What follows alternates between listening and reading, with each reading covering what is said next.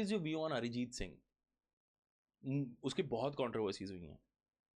They say he went against Salman Khan. He didn't get work for pretty long time. But talent उसे वापस ले आया. And trust me, Arijit का concert हो, I will be the first one booking tickets for him. मैं पागल हो जाऊंगा उसके, क्योंकि भाई the voice, the emotion he has, और खतरनाक. अभी उसका एड शेरिन के साथ तो कोलैबोरेशन आया है. You heard that song? Yes. Sapphire. Amazing track. I think वो loop पे मैं अभी वो playlist में add करके रखा है last song Sapphire. I'm listening to it on loop.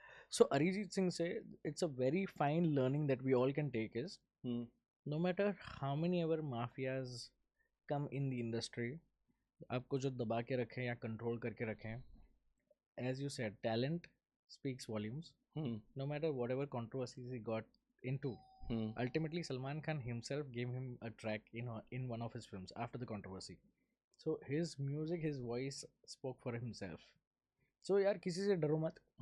हमारे डीजिंग इंडस्ट्री में भी बहुत सारे लॉबीज हैं जो बोलते हैं कि इसको काम नहीं देना है, इसको देना है, इसको देना है, ऐसे बहुत सारे हैं. पर यार अल्टीमेटली कब तक चलेगा ये? अगर उनकी लॉबी में बीच में अंदर अनबन हो गई तो तुम तो शेयर हो यार, उनको पढ़ना है तो उसमें You just focus on your work. You focus on yourself, focus on your own growth. किसी के बारे में मत सोचो, सबके लिए अच्छा सोचो. आपके कर्म जो है अल्टीमेटली आई फील कि वो यार यहीं पे जीना है, यहीं पे भुगतना है. कुछ अच्छा कर लो यार. ये सब पॉलिटिक्स, ये सब ड्रामे, कंट्रोवर्सी से दूर ही रहो.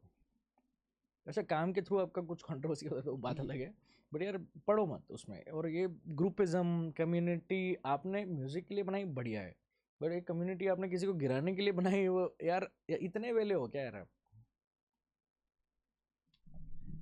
अच्छा, you have any dream thing to do कि मैं अगर कोई म्यूजिक प्रोड्यूस कर रहा हूँ तो मुझे इस आर्टिस्ट के लिए प्रोड्यूस करना है? You worked on a song called मैं जहाँ रहूँ. So I did not work on the. या मैं क्यों गाता हूँ बीच में यार? I apologize guys. नहीं कोई नहीं. बढ़िया गाते हो यार. I think end of the podcast we should have you singing यार. That will be the epic closure. But anyway, मैं जहाँ रहूँ वो गाना तो बहुत पहले रिलीज हो चुका था. मेरा उसमें कोई लेना देना नहीं है. बट 2022 या 23 में वो लेबल ने अप्रोच किया था एक ऑफिशियल रीमिक्स के लिए. I just made a remix of the track. That's it. उसके अलावा मैंने उसमें वो गाने में कुछ ऐसा कुछ इनपुट मेरा नहीं है. I just made a remix and it is out on the label. But the original question was, I mean, is there a dream that you want to officially remake, or work with any artist within India? I think Honey Singh has a very, we share the similar dream. He wants to work with A.R. Rahman साहब. I want to work with A.R. Rahman साहब once. या उनसे कुछ सीखना है, या उनको मिलना है, या वो कुछ बता दे कि ऐसा नहीं ऐसा कर, वो मेरे लिए उतना अचीवमेंट हो जाएगा. सिर्फ वो मेरा एक बार म्यूजिक सुन ले या कोई एक ट्रैक सुन ले और उस पर मेरे को कुछ फीडबैक भी दे देंगे ना, I think I will win an Oscar. That is an Oscar for me. तो चाहे उनके साथ काम करने का मौका मिले ना मिले, वो बहुत बड़ी बात है. Even if he gives me a nice feedback, I think that will be like a blessing. मज़ा आ जाएगा. गुड यार. अच्छा मुझे एक चीज़ बताओ, how does this music labels work in India? I mean is it a mafia kind of thing? Music labels are running kind of a mafia thing, or is it properly organized? क्योंकि मैं जैसे देखता हूँ T-Series है, it is the biggest music label in India. Agreed? T-Series is the biggest. As far as the YouTube views and streams are concerned, yes. Crazily. और उस level पे जो साइन होता है, जो मैंने आर्टिस्ट देखा, जैसे हनी सिंह का पूरा एल्बम उस पर आया, it went crazy. No doubt Honey Singh का कल्ट है, बहुत बड़ा कल्ट है. मैं उस कल्ट का पार्ट हूँ. It's because of Honey Singh those labels are running, I feel. It's always the It's vice versa. Nowadays, yes, because काफ़ी सारे labels हैं. Suppose आप एक mediocre singer भी हो, average singer, जो धुन में इतना कुछ खास नहीं है, but आपके पास पैसा है. आपने लेबल को बोल दिया मेरे पास 50 लाख करोड़ रुपए हैं, तो मेरे को एक एल्बम निकालना है, तू मार्केटिंग कर, दबा के PR कर, मुझे स्टार बना, और मेरे जितने शोज होंगे उसमें तेरा ये परसेंटेज प्रॉफिट का, तो तुमको रातों रात स्टार बना देंगे. और ऐसे बहुत इंडिपेंडेंट आर्टिस्ट है, मैं नाम नहीं लूँगा शायद, जिनके गाने हम सुनते हैं रेगुलर बेसिस पे, वो सब पैसों की देन है. हाँ, क्योंकि जब उनके because they're all rich daddy kids and it's okay to each their own. उनके पास है तो उन्होंने इन्वेस्ट किया खुद पे, कोई गलत बात नहीं है. बट मेरे को तो ये समझ नहीं आता है फॉर्मूला. यार माइकल जैक्सन क्रेडिबिलिटी पे साइन हुआ था, हम्म, सोनी बीएमजी ने उसको साइन किया था। जब माइकल जैक्सन अगर खुद के पैसे लगा के अगर माइकल जैक्सन बन सकता था क्या? नहीं, talent, pure talent and hard work. अच्छा, इज व्हाट इज कॉपीराइट कैसा रहता है, मतलब इज जो royalty, how do you guys earn through royalty, मतलब पैसा कैसे आता है एक सॉन्ग प्रोड्यूस करने के बाद? So behind any song there are multiple different hierarchy of people working in a song: producer, songwriter, lyricist, uh, क्या बोलते हैं, कंपोज। अरेंजर, ये सब।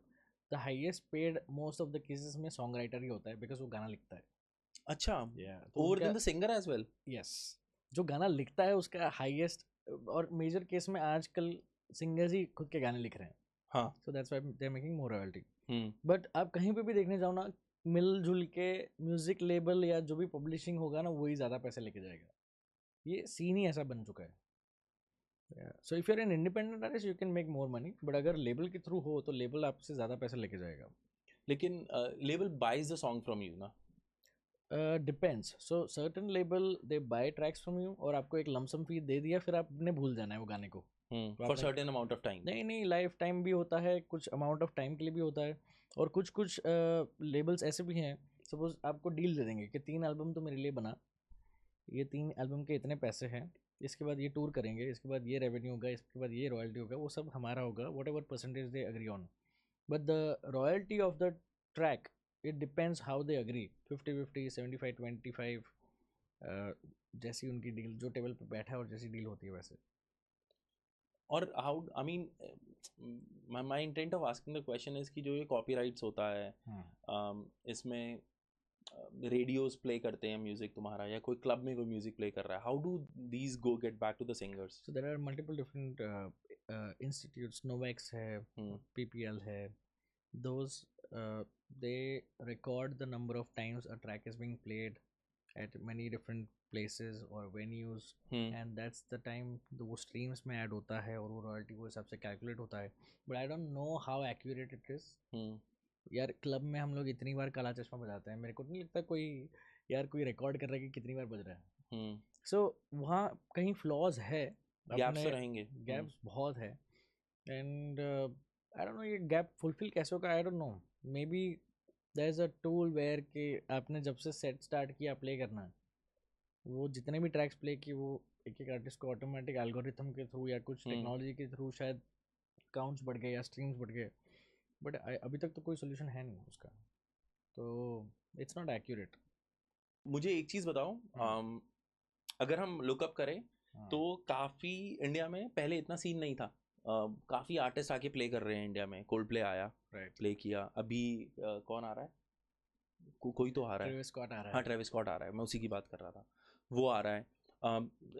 एड शेरीन का कोलैबोरेशन हुआ, कपिल शर्मा शो पे जा रहा है वो, why? I'll tell you, India is one of the best countries to live in this current era, क्योंकि अपने पास सबसे बड़ा हथियार है population, and the youngest crowd being 65 to 70%, age between 10 to 30-35। यार सोचो, अगर 100 करोड़ लोगों ने एक गाना सुना है, वो आर्टिस्ट की स्ट्रीम्स कहाँ से कहाँ पहुँचेगी? तो आर्टिस्ट ग्लोबलाइजेशन के चक्कर में उन्होंने, Americans are the smartest marketers, उनको पता है कि इंडिया में इतना बड़ा मार्केट है, ये बेसिकली वोट बैंक जैसा है, जहाँ पे बस्ती ज़्यादा है वहाँ पे पहुँच जाओ प्रचार करने, आपको सब वोट देने चालू हो जाएंगे। वहाँ पर कुछ गाना बना लो या अरिजीत का एक वर्स डाल दो, आपके स्ट्रीम्स देखो कहाँ के कहाँ पहुँचते हैं, बिलियंस में पहुँच जाएंगे, क्योंकि इतना पॉपुलेशन है। अच्छा, यहाँ पे लोग कॉन्सर्ट्स इसके लिए क्यों कर रहे हैं?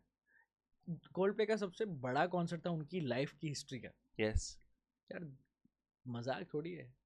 मैंने इसके ऊपर एक और चीज, एक और व्यू के ऊपर भी आऊंगा। Do you think that signing Arijit Singh or maybe collaborating with, featuring Arijit Singh in his song Ed Sheeran, or let me put this way, Ed Sheeran featuring Arijit Singh was a smart move just to gain more views. It is the greatest marketing plan ever. Even Martin Garrix collaborating with Arijit Singh, Yes. greatest smartest marketing plan ever for an artist.